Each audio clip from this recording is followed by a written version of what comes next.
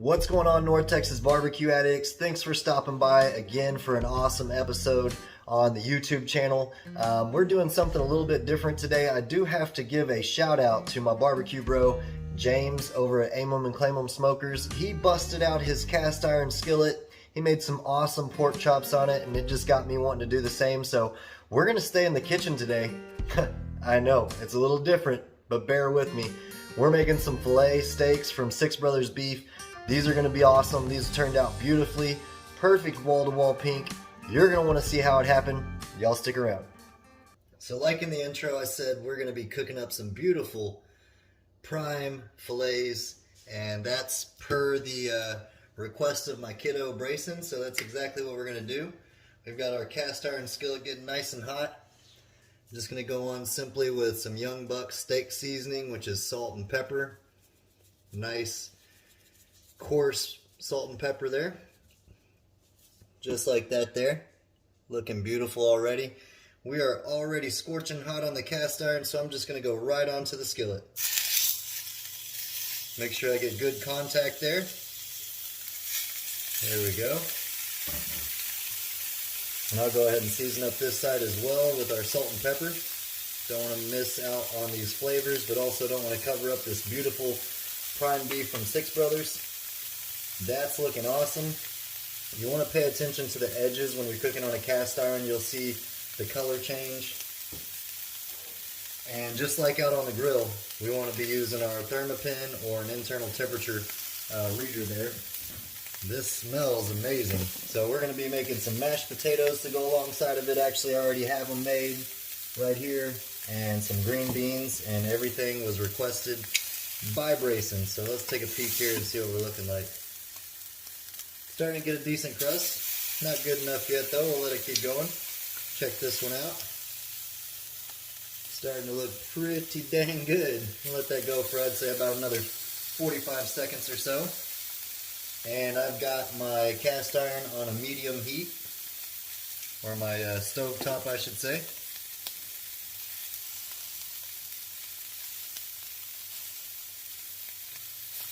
We're going to let this go, and I'll check back with y'all after we flip them, and we'll keep on cooking. Alright gang, like I said, we were going to let those go for about 45 more seconds. Let me show you what they're looking like. Beautiful crust with that salt and pepper. It smells amazing. We're going to go ahead and flip them. Just like that there. There's the other one. Smells absolutely awesome. There we go. And we're going to do the same thing. We're going to let that go for about a minute and a half. I do want to go ahead and put a little bit more of our salt and pepper on here from YoungBucks, just to make sure we get a little bit of extra pop there towards the end. It's kind of important not to use things with sugar in them when you're searing. At least a minimum of sugar as you can, because that will char up and kind of burn instead of sear. See how we're looking. Starting to get there. Looking good. There we go. You can move it around and find another hot spot. Now I am going to be searing the edges as well.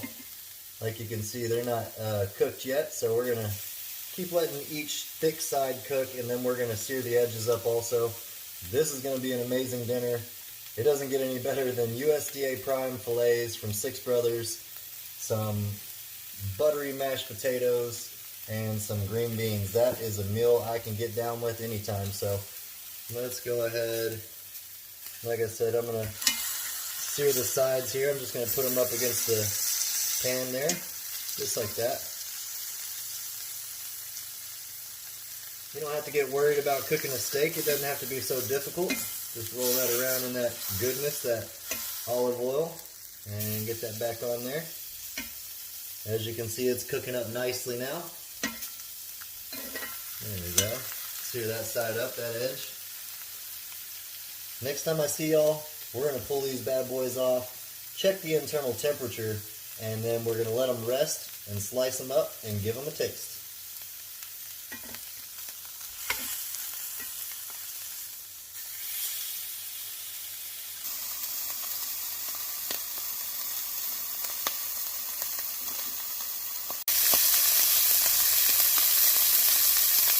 All right, y'all, it is smelling amazing in the house right now.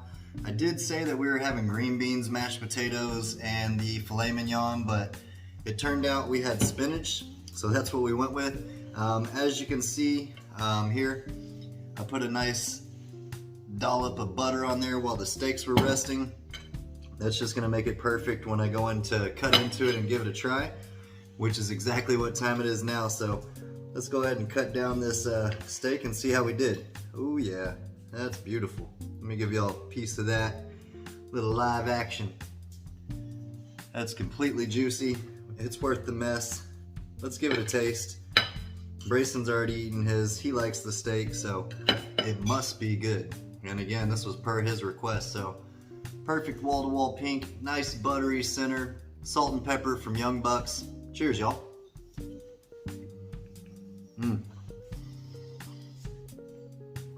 Wow, the tenderness is on a whole nother level. You really can't beat a filet mignon when it comes to tenderness, and a USDA prime one at that is just even better. We got our spinach, our mashed potatoes.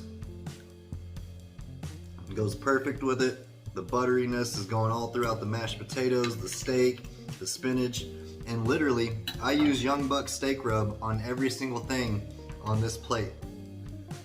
I put it on the mashed potatoes, the steak, the spinach, and it all goes good together. So I appreciate y'all for stopping by. Don't forget, don't be scared to bust out your cast iron skillet and cook you up something good. So thanks for stopping by, North Texas Barbecue Addicts. Until next time, peace. Y'all keep on barbecuing. Cheers, y'all. What do you think, Bubba? So good.